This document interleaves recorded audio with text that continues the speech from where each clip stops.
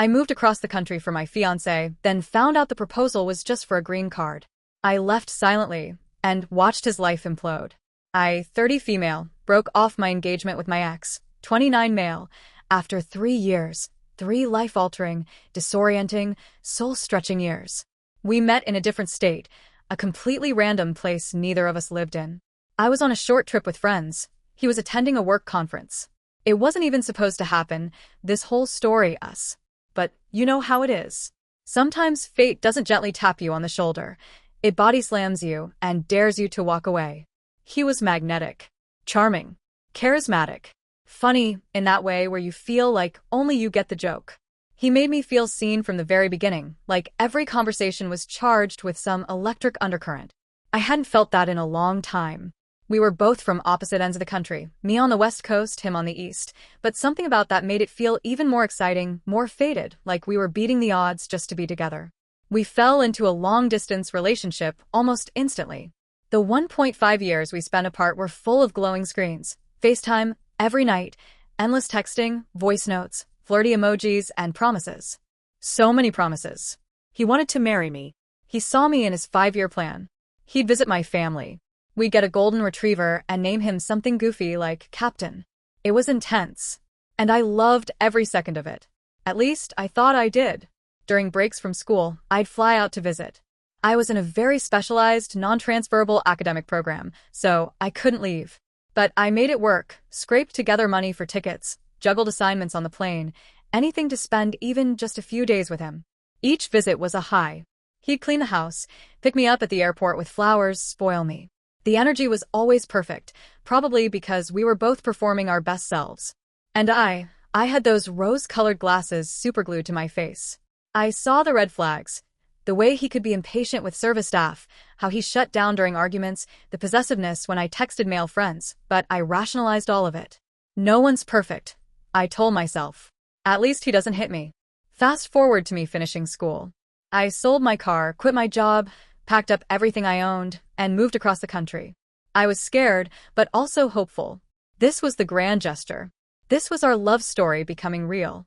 I imagined myself telling our future kids, "Mommy moved across the country for love." Reality hit me like a sledgehammer. Living with someone is so different from visiting them. And I mean radically different. The subtle controlling behavior became overt. He started criticizing the way I dressed, the way I cooked, how I talked on the phone with my friends. He'd sulk if I went out alone. He didn't physically isolate me. He emotionally disconnected me from everyone who cared. At first, it was subtle, like, "Do you really think she has your best interests at heart?" Or, "You've changed since talking to your brother so much." But eventually, it was, "Why are you so desperate for attention from people who don't even matter?" The emotional abuse was relentless. The verbal abuse followed.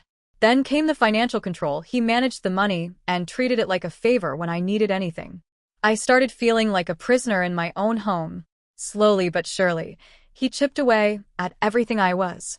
I began to lose my voice, my spark, my identity. I stopped dancing in the kitchen. I stopped wearing colors. I stopped laughing at my own jokes. Eventually, I began secretly saving money. I stashed cash in tampon boxes and old books, returned gifts for store credit, and told him I was budgeting better. I planned my escape meticulously. When he'd be at work, how I'd ship my boxes back, where I'd stay when I landed. And then he proposed. It didn't feel romantic. It felt strategic. He didn't get down on one knee. He didn't say the things people dream of hearing. He just held out the ring and said, "You're everything to me. Let's do this." I stared at him like a deer in headlights. I think I muttered, "I love you," because I didn't know what else to say. I was scared and deeply, heartbreakingly sad. When he proposed, I didn't feel what I thought I'd feel. I didn't cry from joy. I didn't feel breathless from excitement. I felt hollow. It was like I was watching someone else's life happen in front of me. I heard him say the words, saw him hold out the ring, but something in my body locked up. My instincts screamed louder than anything else in that moment, but I couldn't even process it then. I just froze, and the only thing I could think to say was a weak, "I love you." That was all I could give. Because deep down, I knew this was a turning point, and not the kind people write about in fairy tales. What followed was not celebration. It was chaos. The second I didn't react how he wanted me to, his whole demeanor changed. He had this expectation that I would jump up and down, cry, show the ring off to the world like it was some kind of trophy. But I didn't. I couldn't. I was too numb. That was when he lost it. "Why aren't you smiling?" he demanded, his tone sharp. "Why aren't you acting happy?" I muttered something about being overwhelmed, but that wasn't good enough for him. He snapped. His voice rose. He started shouting. "Just pretend to be happy. You're making me look bad. You represent me." That phrase, that single phrase, shook something awake inside of me. Suddenly, it was like a mask dropped from his face. He wasn't proposing because he wanted to build a life together. He was proposing because I was part of an image. A tool. A performance. My feelings didn't matter. My compliance did. The next 48 hours were terrifying. I won't go into detail here, but I was afraid. Not just emotionally, physically. My safety, my sanity, my life felt at risk. The man I had moved across the country for was not who I thought he was. And the worst part? I had known for a while. I had just ignored the signs. I had excused the red flags because I was in love, or at least I thought I was. Leaving wasn't simple. I had no family in the area. I had no car. No solid support system. I had packed my life into a few boxes and moved across the country for him after finishing a specialized, non-transferable school program. I had bet everything on us. But somewhere in the back of my mind, I must have known this could happen because I had started stashing away a little bit of money on the side. Secretly. Quietly. Preparing for an escape I didn't fully admit to myself I might need. When the time came, I told only one person, my former boss. They were the only person I trusted with the truth, that I wasn't in a safe or healthy relationship and needed to go home. They helped me ship my stuff, arrange a way out, and within days I was gone. No goodbyes. No announcement. Just silence. But that silence didn't last. Even after I left, I stayed in contact with him for a short time. Looking back, I realize how messed up it was, but trauma does strange things to your mind. I was disoriented, ashamed, and gaslit beyond belief. I wanted closure. I wanted to believe he could still change. I wanted, desperately, for all the love I gave to have meant something. But then, things started clicking into place. Remember how I said I told only my former boss that I left? Well, imagine my shock when I find out that same boss, who knew exactly why I had to escape, is suddenly in talks to partner with him. The same man I had confided about. Turns out, my ex had been trying to network through me from the beginning, and now he was using that connection as a lifeline for a business that was failing. Another slap in the face. I felt used all over again. Fine. Let them have each other. That was honestly the least of my problems. Because then the messages started coming in from people I hadn't heard from in months. People from his world. Friends, business acquaintances, even former clients. And they were all asking the same thing. Where are you? Are you okay? Why did you disappear after getting engaged? It turns out people had noticed. My sudden disappearance raised questions. And as those questions grew, so did the whispers. The curiosity turned into stories. The stories turned into truth. Apparently, the truth about his career was unraveling fast. I never really knew what he did for work. That sounds insane, I know, but every time I asked, he dodged. Investments, he'd say. Consulting. Vague terms. Glossy words. But if I ever pushed too hard, I'd get shut down. The conversations would spiral into guilt-tripping or explosive arguments. Why don't you trust me? Are you accusing me of lying? So I learned to stop asking. But now I was finally learning the truth. He got fired from his main job because he tried to start a competing company behind their backs. He poached clients, pitched shady investment schemes, and the whole thing collapsed. He lost close friends over it. Clients started bailing. Investors pulled out. He became toxic in the community and fast. That's when it all clicked. The sudden engagement? The push to get married at the courthouse immediately? It had nothing to do with love. His business visa was expiring. He needed a green card. And I was his solution. That ring, that proposal, that speech about forever? It was all a setup. He thought he could trap me legally so he could stay and rebuild what he had lost.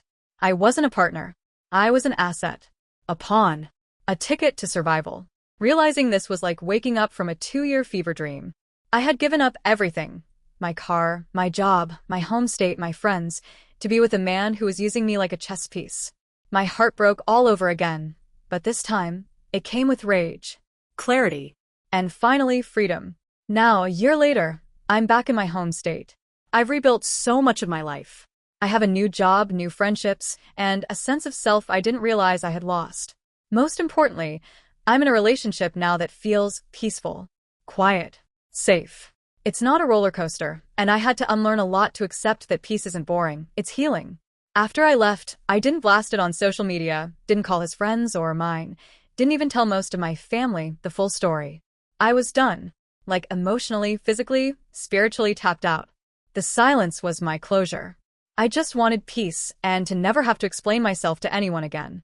But of course, narcissists hate silence. I started hearing through the grapevine that he'd been telling people I had to go home for some family issues. I mean, for 5 months. 5 full months. That was the story he ran with. I guess at first, people believed it. He probably even delivered it with those crocodile tears and that carefully rehearsed concern in his voice. But 5 months is a long time. Long enough for people to start sniffing out the BS. So one by one, I started getting messages. From his friends. From acquaintances. From people I barely knew, but who had somehow heard we were engaged and wondered why I just vanished. And when they asked, I didn't lie. I wasn't dramatic. I just told them the truth. I left because I wasn't safe. It wasn't a healthy relationship. That's the whole story. Take that or leave that. I didn't owe anyone anything, but I had nothing to hide anymore. Funny enough, most people didn't leave it. They stayed. They thanked me. Some even told me they'd seen the red flags too, but hadn't known how to bring it up. One guy said, honestly, I always wondered how someone is grounded as you ended up with someone like him. It was weirdly validating, not because I wanted to drag his name through the mud, he's done enough of that himself, but because for so long I felt crazy. Like I had imagined the manipulation, the gaslighting, the slow erosion of who I was. And now, people were confirming what I lived through. I wasn't crazy. I was in survival mode. I never wanted revenge. I didn't need him to lose everything for me to feel better. That's not how healing works. His loss isn't my victory. I didn't leave to teach him a lesson. I left to save myself. But I did feel a strange sense of poetic justice in how it all played out. Like the universe was saying, I saw what he did. And the cherry on top? I heard he totaled his car. His precious Tesla, the one he constantly bragged about. The one he claimed he bought outright because he'd saved up for a house down payment but chose to treat himself instead. Right. That car? Gone. Irish goodbye style. No note. No warning. Just crunch. Don't worry, he's fine. Unfortunately. But I won't lie. When I heard that, I made popcorn, sat on my couch, and just quietly pet my cat with a smirk on my face. Not because I'm vengeful. Not because I wish him harm. But because I spent so long watching my own life go up in flames while he smiled through it, completely untouched by the consequences. Now? He's finally standing in the middle of the fire he lit all by himself. And me? I'm okay. Actually, I'm more than okay. I have a tiny apartment that I pay for on my own. It's not fancy, but it's safe. It smells like lavender and fresh coffee instead of tension and control. I have new friendships rooted in honesty and softness, not manipulation. I sleep better. I smile easier. I walk down the street without constantly looking over my shoulder. I'm rebuilding. Slowly. Fully. Every once in a while I get flashbacks. Not the kind that send me into a spiral, but the kind that make me stop and go, how the hell did I survive that? And then I breathe. And I remind myself, I did. I'm living proof that sometimes your greatest escape doesn't look like a dramatic movie scene. Sometimes it's quiet. Sometimes it's just shipping a box and disappearing. Sometimes it's not telling anyone where you went or why, because you know the truth, and that's enough.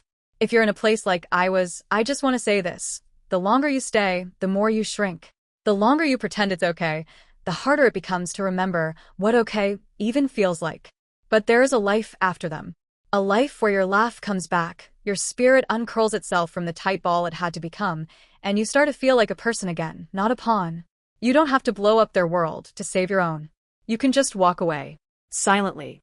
Fully. And let the truth catch up to them on its own.